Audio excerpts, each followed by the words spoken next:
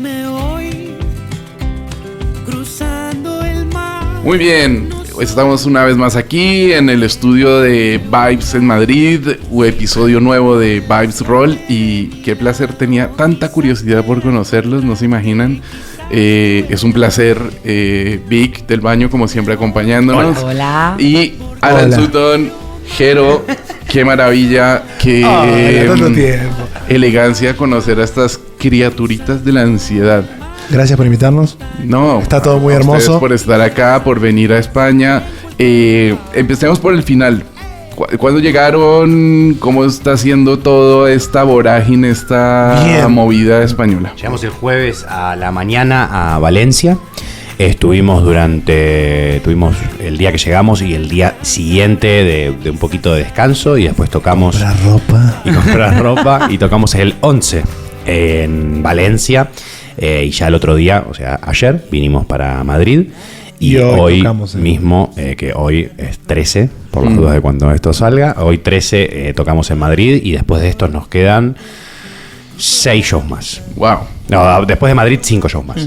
¿Y ya es la segunda o tercera vez que vienen a España? Segunda vez. Se nota ese cambio, esa atracción de fans, esa movida, porque además, ahora que estábamos escuchándolos hablar en otras entrevistas, el tema no es que sea solo una generación o solo que sea un tipo de público, sino que esto va atravesando por todo lado, ¿no? Sí, es ecléptico. También las comparativas son difíciles, porque también estamos haciendo una propuesta muy distinta este año. Estamos viniendo a dúo, a diferencia del año pasado que vinimos con la banda un show muy entera. Explosivo. Este es un show mucho más tranquilo, que igual la gente responde. En Valencia sí, bueno, tenemos solamente la comparativa de Valencia, que ya el año pasado había sido el show más intenso de todos. Yo le dije a Alan, esto va a ser intenso y muy divertido. Efectivamente lo fue. Mi tierra. Sí. Pero, y eso, ese fenómeno beatlemaníaco, yo no lo he encontrado casi con nadie. Y parece que en Valencia, por ejemplo, lo contabas tú, Jero, que los gritos no los dejaban, que te voy a decir, apaguen teléfonos móviles, pero también que bajemos un poquito el volumen. Si llegás a liberar la correa y decís como, griten, no escuchas nada. No, es que cuando tocamos con banda también está mucho más permitido eso, ¿no? Hay algo mucho más permitido de ese lugar. Y después la gestación del fenómeno, demás, para nosotros es completamente incomprensible. Pero bueno, lo aceptamos y lo agradecemos, porque gracias a eso podemos hacer canciones. Y darle de comer a mi gato. Hay una cosa que me interesa mucho de todo esto que venimos hablando, y evidentemente vamos a hablar de Berrinche, que es el último disco, el último, espero que no sea el último, el más reciente. Muy bien. Si lo decimos el último disco hasta hoy. El último disco hasta hoy. Pero esa transformación que viene de la calle, o sea, acabo de escuchar también en otra de las entrevistas que contabas que tocabas en la calle, Alan. Entonces, claro, ¿cómo pasas de esa transformación de tocar en la calle a empezar ya a proponer tus temas, a producir de otra manera, a componer de otra manera, y también esa transformación, no digamos del meme, porque no es tanto eso, pero de pasar de una sonoridad un poco más electrificada, más electrónica, más maquinera, a mostrar tu alma como es? Porque Berrinche al final, a ver, para mí Berrinche sí es como un capricho, como un grito, pero la verdad es que te estás mostrando, o se están mostrando ustedes dos tal cual como son, de alguna manera más transparente, ¿no? Entonces, bueno, empezamos por el principio. ¿Cómo te transformas de músico callejero a músico profesional? ¿O de pronto ya eras músico profesional callejero? No. ¿O cómo fue todo eso? Lo voy a hacer más o menos corto, pero yo durante la escuela y todo, lo que más quería era actuar. Pero sobre todo porque siempre fui un niño que ponía muchas caras. Y entonces todos alrededor me decían, tenés que actuar. Y terminé el secundario quedé en una obra con un actor argentino de renombre, respetable, y después de ensayar 2 meses me dijo, no servís. ¿Qué? Y entonces ahí se me vino un poco el mundo abajo, me puse a estudiar filosofía, y después de un tiempo me fui a viajar. Y viajando me encontré con la música, me compré una guitarra, y el mismo día que me compré la guitarra empecé a salir a los colectivos de Caradura, sabía 3 acordes. Y bueno, y toda la vida, paralelamente a lo más performático, más el escenario, yo escribía, pero para mí. Siempre escribí. Siempre me encantó leer y escribir. Pero no lo tenía como algo posible para relacionarme con el resto del mundo, sino para relacionarme conmigo. Y de a poquito, cuando empecé a tocar, empecé a unificar el mundo de la música y de los covers que tocaba con las cosas que escribía, y encontré un formato que me enamoró y me sigue enamorando, que es el formato canción, en el cual los temas se pueden tratar de tal manera que es casi que mágico. No tenés que abordarlo como un texto, lo podés como contar desde una superficie y dejar el lugar al espejo del otro. Me pareció maravilloso. Y bueno, dentro de esto lo conozco a Jero, que Jero sí venía haciendo el bagaje más de músico, más de tocar desde chico, más tener bandas, más... entonces creo que creo que no hay profesión. Bueno, si mi abuela tuviese ruedas sería moto. Entonces yo no puedo hablar de una profesionalización de la música sin hablar de Jero. Creo que Claro, yo entré al proyecto más como productor al principio. Claro. Ganan se me acercó diciéndome, che, quiero hacer mis canciones. a todo y yo esto como- Jero también no había producido nada, o sea, más allá de alguna cosita u otra, pero fue como los dos conociéndonos a la misma edad y como en un momento muy, muy fecundo. Wow. ¿Y Jero qué aportó entonces? Porque tú tenías la canción, entonces Jero vistió eso como con los beats, le dio esa luminosidad. ¿Trabajabas tú más con la electrónica y de pronto más No, o sea- Alan con la madera? ¿O cómo fue esa...? No, es que yo manejo todo a nivel como mi estilo de producción es bastante amplio. O sea, yo trabajo Sí. desde lo orgánico, desde lo orquestal hasta lo electrónico y moderno. Ujú. Mismo en otras producciones de otros artistas se encuentra como elementos constantes y una forma de producir. Y nosotros cuando arrancamos el primer Que nos gustan las material, mismas cosas también. Nos gustan las mismas cosas, tenemos mucha inspiración mutua. Pero cuando empecé a producir el primer disco nuestro, yo le pegué como una gran cantidad de referencias a Alan, entre las cuales estaba Drexler, Bersuit, como unas ciertas cosas. Y el primer disco está cargado de esas referencias. Sí. Como muy referencial hacia también querer responder yo como un trabajo de producción. Ya para el segundo disco ya me había incorporado a la banda y empezamos más a hacer una búsqueda más ecléctica de géneros, de estilos, que el segundo disco es como un vaivén de 80, 70, 90, como aparece de todo ahí. No, y incluso y remitiendo a lo último que preguntaste, yo sí, obvio, hay algo mucho más íntimo, pero también hay una canción que es del próximo disco, que la canción se llama Asume tu neurosis, y hay un momento que dice, y no te quites las caretas porque Estás hecha de ello. porque estás hecho de ellas. Entonces, las caretas también responden a lo que uno es, las máscaras, no sé cómo se le dice. Sí. Entonces, sí, obvio, hay algo mucho más íntimo por ahí en Berrinche. Yo incluso ese fin de semana que salió tuve pesadillas de caminar desnudo por la calle, real. Pero también creo que lo que uno se coloca encima también es uno. Y por ahí uno sublima determinadas partes. Creo que algo tiene que cambiar. Fue un disco que para nosotros, para ambos, fue una sublimación también. Fue una búsqueda. Queríamos buscar eso y quisimos buscar eso. Y después también quisimos buscar el equilibrio, ¿no? Yo creo que siempre hay que tender a ser honesto con lo que uno busca, que es lo que creo que más nos importa. Y tenemos la fortuna de querernos y colocarnos en los zapatos del otro y buscar algo y Sí, buscar ese punto medio. Antes lo decíamos, yo en realidad no creo que sea tan así, pero antes decíamos como que algo tiene que cambiar, es más mi búsqueda electrónica de modernidad, como que Sí. me encanta, y Berrinche yo mucho más acompañarlo a Alan, en el cantautor, de la guitarra, de todo, que después cada uno pone Sí. su parte completamente. Pero es lo mismo que es lo mismo que a grandes rasgos decir yo soy el que y Jero es el cómo. Claro. Cuando en realidad yo soy que y como y Jero es que y como también. Claro. Y a esta altura del partido ya hay algo tan real. Cada vez es como... Bueno, pero yo creo que a veces, y acá es donde creo que a veces uno empuja más que otro también. 100%. Creo que ahí también se Para eso están los equipos también. Claro, ¿no? digo, Y hay momentos. Y hay algo que se nos fue dando también al revés, de que por ahí de las bandas que nosotros escuchamos, que al principio eran muy unidas y después nosotros nos conocimos teniendo una ex en común, como no sé. Para vos era raro, Bueno, yo siempre no lo importa, digo. yo soy uno de los dos. así que, y de a poquito, hoy día creo que tenemos una forma de vincularnos y un todo en el cual creo que ya... estamos, ya está mezclado, ¿viste? Ya no creo que, al menos en las criaturitas de la ansiedad, no hay Alan sin Jero y no hay Jero sin Alan. Hay algo de de que ya Jero se mete también en el qué y estamos Una conversando el qué. simbiosis. Yo me meto también en la producción. Sí, sí, creo que como estamos los dos está metidos. abierto a- Estamos empezando como incluso algo que nunca habíamos hecho, que es componer medio juntos, como en el Ah, mismo qué bueno. espacio.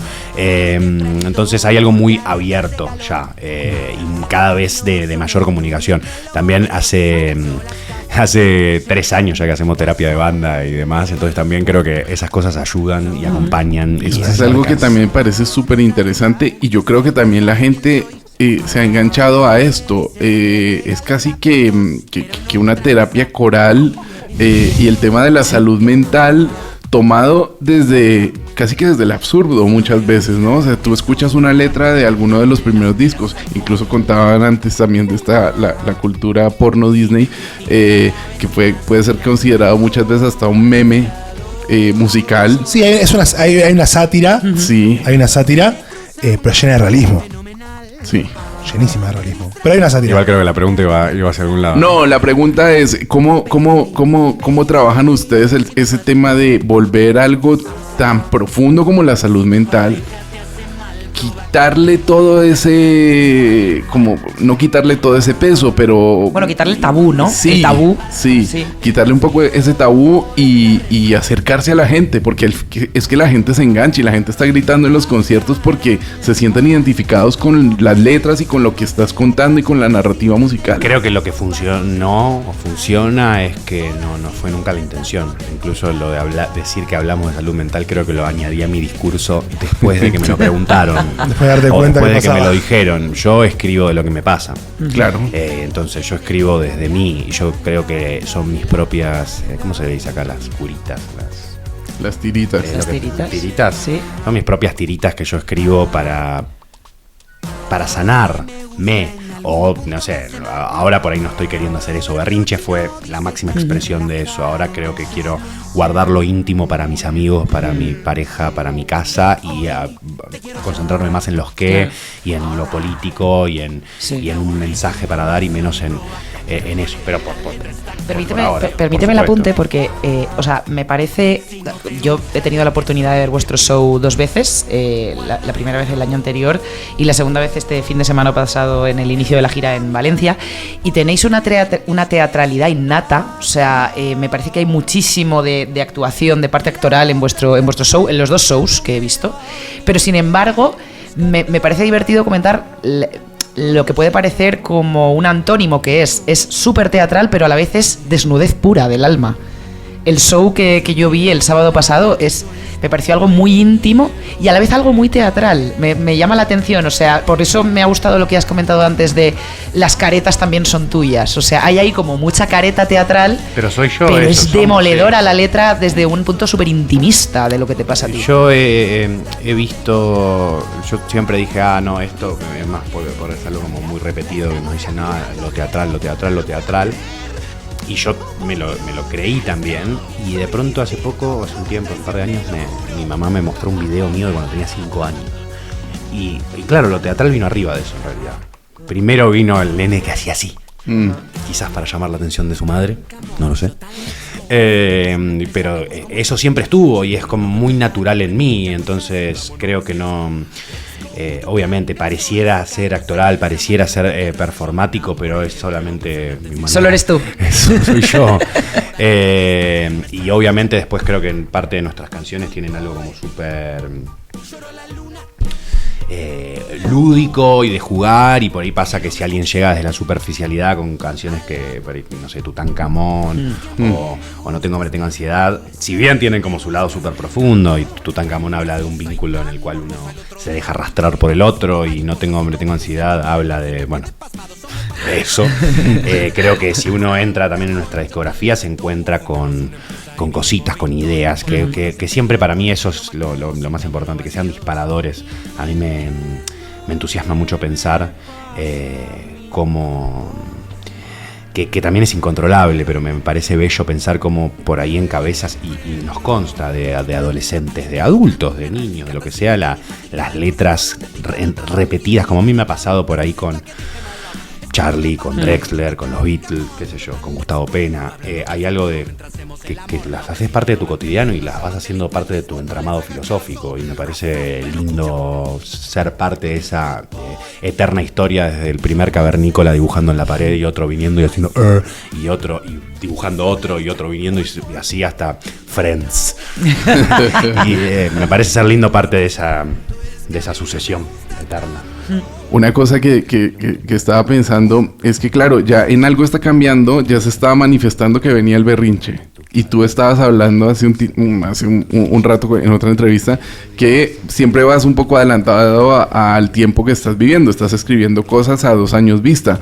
Entonces, claro, cuando algo está cambiando, de pronto ya tenías pensado que se venía esto, pero hay algo que me interesa muchísimo y es: ¿por qué cambiar la fórmula? Si algo funciona y están reventándolo y funcionando bien en América Latina y tal, ¿por qué me meto en berrinche? ¿Y por qué desnudo mi alma, cambio las letras, cambio la estructura, dejo solo un piano, dejo una casa que resuene? Y porque me parece música, ¿no?, maravilloso el asumir ese reto y el superarlo. O sea, eso es lo que me parece brutal y muy valiente. Es que uno y esto es más de la rama espiritual, uno tiene que hacer en la vida lo que tiene ganas de hacer. No me importa lo otro. O sea, yo tengo ganas de hacer esto, vamos a hacer esto. Algo tiene que cambiar. Ese disco fue tener ganas de hacer eso, no hacer un disco para que nos vaya bien. Después le fue bien porque entendimos cómo mover las redes, y etcétera, y porque las canciones son increíbles y todo eso. Pero Berrinche teníamos ganas de hacer eso y fue como, che, para esto hacemos lo que hacemos, si no, yo no lo hago. Y por eso somos independientes también, para tener esa libertad de poder elegir, de ser 3 amigos, somos muchos más, pero somos 3 los que tomamos las decisiones, 3 amigos eligiendo cómo disfrutar su vida. Y digo, si necesitamos más espacio para la salud mental por eso también hace 3 años empezamos a hacer terapia entre nosotros 3, también para darnos ese espacio, ese cuidado. Nosotros somos los dueños de nuestro destino en ese caso, y además nada peor que hacer algo que sea una fórmula para que funcione y no funcione, y no te hace feliz. Prefiero que no funcione y que nos guste. A mí algo que me gusta mucho siempre, que es como cuando el arte viene por necesidad. Total. Sí. Y para mí ese es uno de mis nortes como artista, y creo que de ambos. Alan empezó a hacer música por necesidad, porque viste, bajar las letras a las canciones, que pueda expresar sublimar, necesitaba sublimar, no para lograr nada. Y yo siempre intentamos escuchar eso, ¿no? Como qué estamos necesitando y acomodar el contexto a eso, porque la verdad es que intentamos que sea súper honesto lo que decimos y lo que hacemos, y que se refleje. Hablamos mucho de las concesiones nosotros, como qué es lo que se puede hacer concesión y qué no. Claro. Hay algo que es el núcleo duro, que es inmodificable. Nosotros vamos a hacer lo que tenemos ganas. Ahora por ahí queremos hacer algo un poquito más enojado y un poquito más contestatario en el material que viene. En Berrinche era algo mucho más de llorar y darnos un abrazo. Pero somos honestos a eso. Y después ver qué es lo que alrededor podemos afectar para funcionar, ¿no? Que, bueno, sí, podemos hacer concesiones con hacer redes sociales, con videoclip. Logramos separar el arte de lo que hay que comunicar también. Eso es muy importante. Accesibilizar, no pensar nuestro no hay que hacer el arte pensando en función de una demanda, sino con nuestra oferta. Ustedes hacen parte de una generación en la que es muy difícil despegar el contenido de la música. Sí. Y lo están verbalizando y lo están haciendo de una manera muy coherente ustedes. No tiene nada que ver una cosa con la otra. Es tipo, literalmente haces música y después aprendes a venderla. No, tenés que... La música tiene se transforma en contenido necesariamente, pero el alma tiene que estar cuidada. Claro. El alma tiene que ser coherente. El alma tiene que ser querida. Porque la plata, la fama, lo que quieras, son medios. Si no llegás a un lugar y que decís que... Y ves como el meme ese de John Travolta haciendo... Sí. No nos queda nada, ¿viste? Y el esfuerzo también, ¿no? Tiene que haber la palabra propósito. Tiene que haber un propósito en lo que uno hace. Qué bonito. Me pareció muy bonito. He leído en algún sitio, en una nota que habéis hecho, y lo he rescatado, lo iba a decir luego, pero me viene al pelo. La fama es un medio para transmitir un mensaje. Transmitir un mensaje, o sea, me pregunto si todos los artistas, pues con mayor o menor éxito, tienen claro que parte del trabajo es transmitir un mensaje. Para mí el arte es transmitir un mensaje. Y creo que muchas veces en la música actual o moderna o no hay mensaje o el mensaje está muy desdibujado. Entonces creo que no necesariamente ese mensaje tiene que ser solo por la parte de los cantautores o de la canción protesta o como lo queramos llamar, o la canción con un propósito, sino que todo artista debe tener claro el mensaje que quiere transmitir. Yo no lo quiero poner en ese lugar. Yo creo que tiene que existir un poco de todo, ¿no? Porque hay música que la escuchamos desde la levedad y para ir a bailar, hay música que la escuchamos para... A nosotros no creo que no podríamos hacerlo de otra manera y nos gusta hacerlo desde este lugar.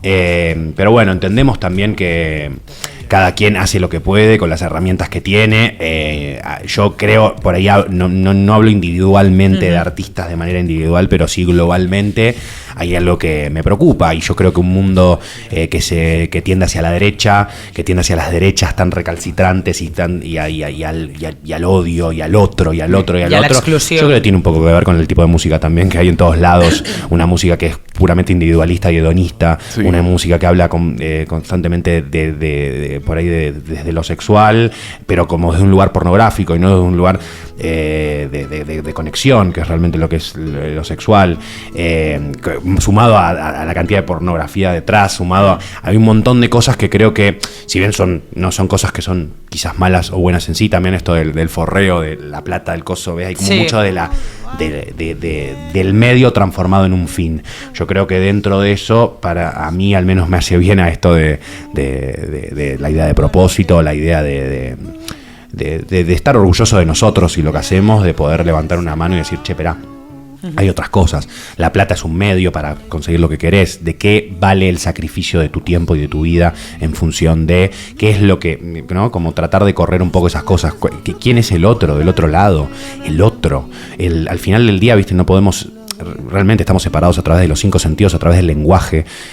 Cuando vemos al otro, lo vemos primero atravesado por palabras. Hay algo muy lindo, no me acuerdo de qué autor es, pero que decía, vos al nene que le decís cómo se llama ese pájaro, nunca lo va a ver de nuevo, va a ver el nombre de ese pájaro, ¿no? Qué bueno. Antes de seguir entrando en esas otras vibes con Vic del Baño en su sección, hablemos más de berrinche. Hay algo con lo que me quedé y que además empieza a adquirir más sentido después de que empiezo a hablar con ustedes, y es la palabra paciencia. Entonces, esa hace parte de la narrativa de todo el álbum, evidentemente de la canción de Berrinche, pero claro, es que esa paciencia se ve en cómo están escritas las canciones, en los elementos sonoros que participan en el disco.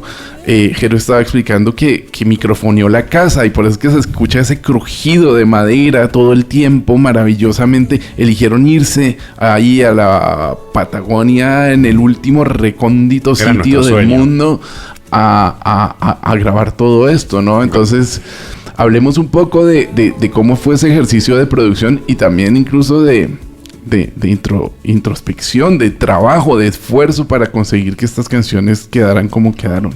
Encontramos hace poquito, buscando en nuestras primeras conversaciones de Facebook, pues yo no tenía celular antes, sí.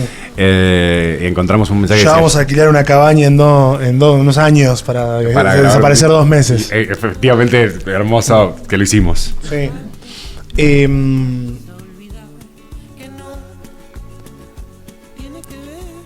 Repetí la pregunta final.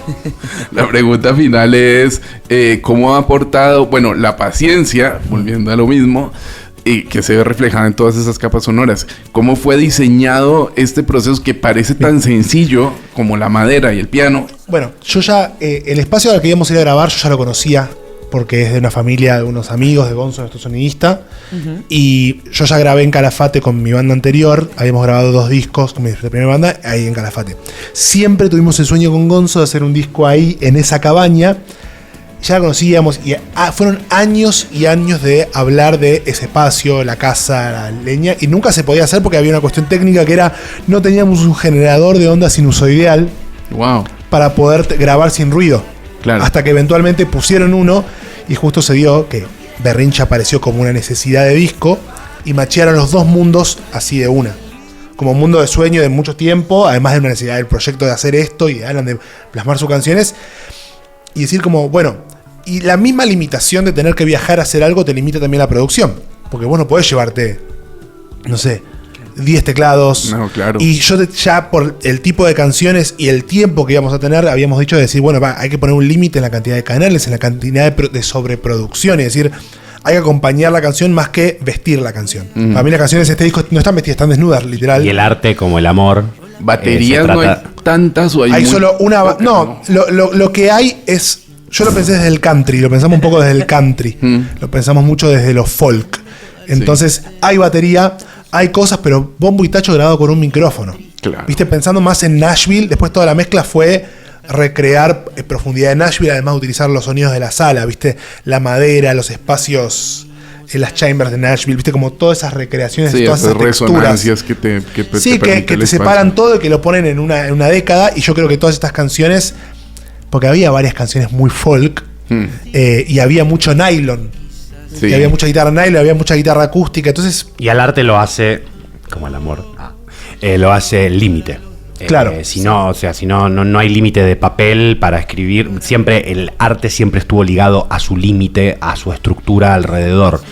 Cuando se descubrió cómo se podía hacer una guitarra, cuando se hizo el sistema métrico tonal, todo siempre requirió primero el límite para crear. Necesitas un poco de Apolo y un poco de Dionisio. Sí, ¿no? y este marco fue un canasto de percusiones, un bajo, una guitarra eléctrica. Ese fue nuestro para límite. usarla poco, yo sabía, porque era para 2-3 cositas más que nada como ambiental, nylon y acústica.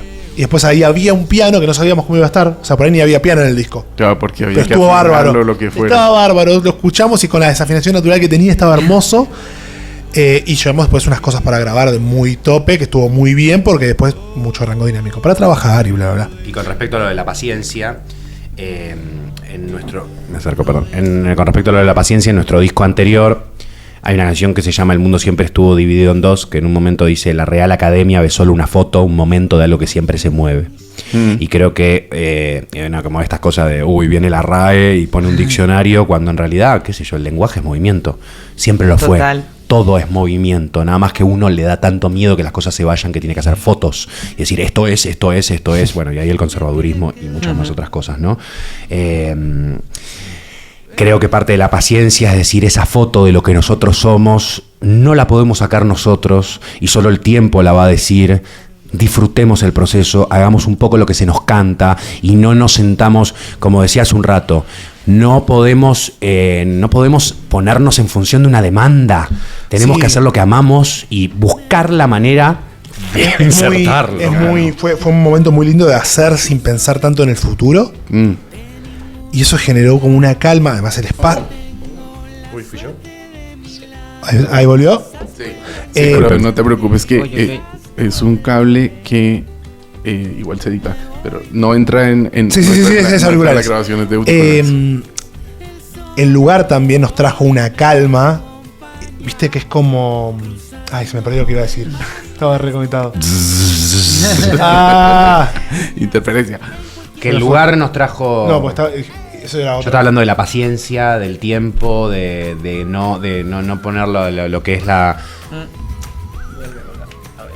Vamos a hacerlo bien antes de no ponerla no adaptar nosotros a la demanda, sino nosotros insertar. Y antes de eso estaba hablando de la...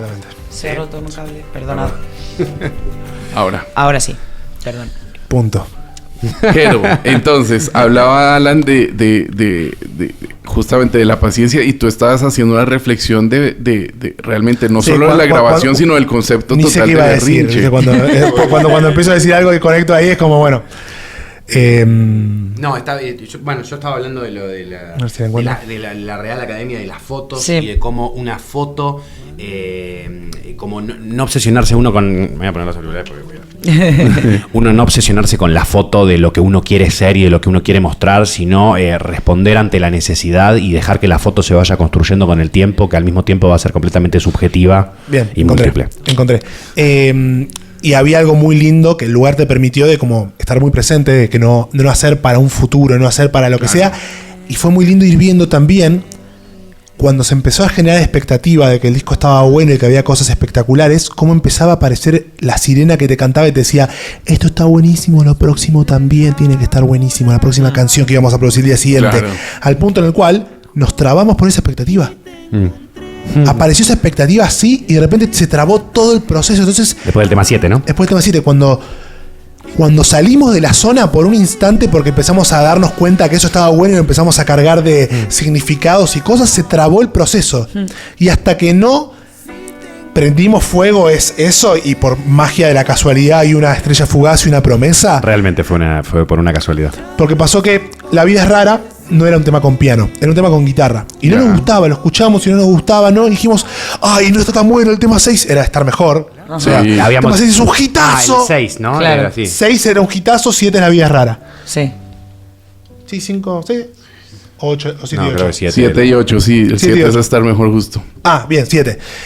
Entonces terminamos el tema 7, todo increíble, la producción había quedado bárbara, había estado tipo todo buenísimo. Y ya cuando llegamos al 8, el contraste fue tal, y con eso, porque no nos permitimos, viste, solamente divertirnos como veníamos haciendo y conectar y concentrarnos. Ya estaba cargado de la expectativa del Claro, disco ya que no tenía estabais en el ya- momento presente. Ya había una imagen que antecedía a la creación. Feo eso. Y de repente, en la desesperación misma de no encontrarlo todo, bueno, nos frustramos y nos fuimos a caminar al bosque. Yo exporté la canción, que yo había metido mano, había muteado un par de cosas, había apagado un par de La cosas. vida es rara, Sí, dices. apagué unos tracks, todo, y la exporté sin darme cuenta, porque íbamos a hacer una escucha después. Pero yo no me había dado cuenta que había apagado. Íbamos a esos tracks. escuchar el disco de principio a fin, desde el tema 1 hasta el tema 7. estuviera grabado. Para ver dónde estábamos. ¿Qué estaba pasando? Bueno, la escucha fue súper emocionante, toda entera. La tenemos toda filmada. grabada. Y llega La vida es rara y decimos, bueno, a ver qué pasa. Así sentados los dos, yo tomando vino, un poco borracho.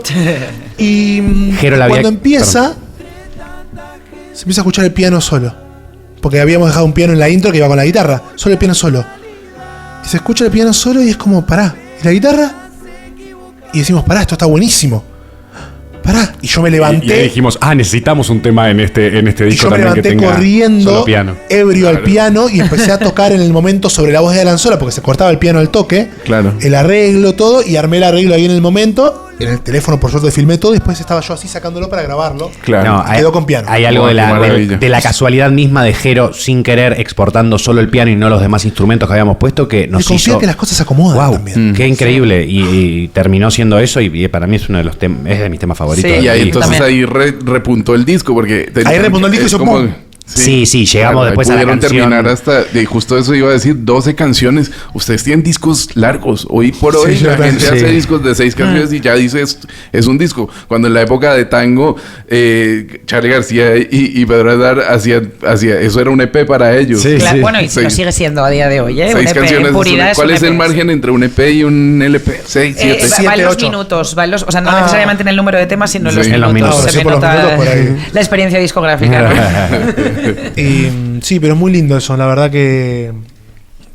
Sí, se acomodó todo a partir de Qué eso. curioso, qué curioso. Sí, pero El empezamos azar. a encontrar nuestros vericuetos dentro de nuestros procesos artísticos, Claro. ¿viste?